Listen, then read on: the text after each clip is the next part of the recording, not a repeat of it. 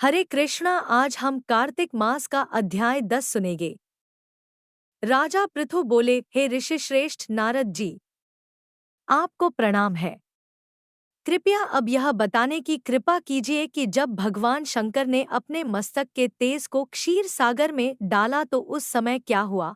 नारद जी बोले, हे राजन, जब भगवान शंकर ने अपना तो उस समय तेज वह क्षीर शीघ्र सागर ही में बालक डाल दिया होकर सागर के संगम पर बैठकर संसार को भय देने वाला रुदन करने लगा। उसके रुदन से संपूर्ण जगत व्याकुल हो उठा। लोकपाल भी व्याकुल हो गए। चराचर चलायमान हो गया। शंकर सुवन के रुदन से संपूर्ण ब्रह्मांड व्याकुल हो गया। यह देखकर सभी देवता और ऋषिमुनि व्याकुल होकर ब्रह्मा जी की शरण में गए और उन्हें प्रणाम कर उनकी स्तुति करने लगे। उन सभी ने ब्रह्मा जी से कहा, हे पितामह, यह तोन बहुत ही विकट परिस्थिति उत्पन्न हो गई है। हे महायोगिन, इसको नष्ट कीजिए। देवताओं के मुख से इस प्रकार सुनकर ब्रह्मा जी सत्यलोक से उतरकर उस बालक को देखने के लिए सागर तट पर आए।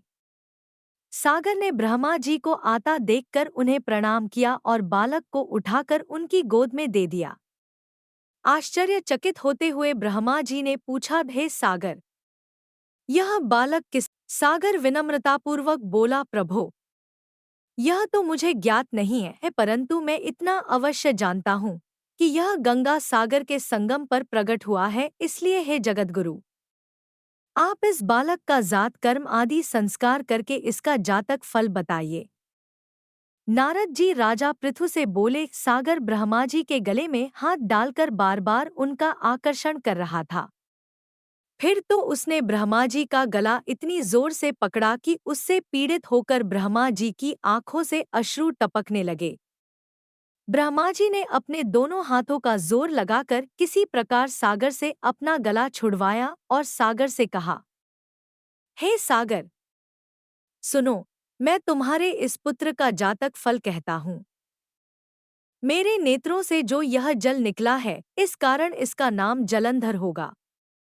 उत्पन्न होते ही यह तरुणावस्था को प्राप्त हो गया है, इसलिए यह सब शास्त्रों का पारगामी, महापराक्रमी, महावीर, बलशाली, महायोद्धा और रण में विजय प्राप्त करने वाला होगा। यह बालक सभी दैत्यों का अधिपति होगा। यह किसी से भी पराजित न होने वाला तथा भगवान विष्णु को भी जीतने वाला होगा। भगवान शंकर को छोड़कर यह सबसे अवध्य होगा। जहाँ से इसकी उत्पत्ति हुई है यह वहीं जाएगा। इसकी पत्नी बड़ी पतिव्रता, सौभाग्यशालिनी, सर्वांग सुंदरी, परम मनोहर, मधुर वाणी बोलने वाली तथा शीलवान होगी। सागर से इस प्रकार कहकर ब्रह्मा जी ने शुक्राचार्य को बुलवाया और उनके हाथों से बालक का राज्याभिषेक कराकर स्वयं अंतर्ध्यान हो गए। बालक को देखकर सागर की प्रसन्नता की सीमा न रही। वह हर्षित मन से घर आ गया।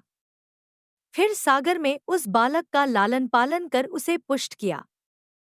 फिर कालनेमी नामक असुर को बुलाकर वृंदा नामक कन्या से विधिपूर्वक उसका विवाह करा दिया। उस विवाह में बहुत बड़ उत्सव हुआ। श्री शुक्राचार्य के प्रभाव से पत्नी सहित जलंधर दैत्यों का राजा हो गया।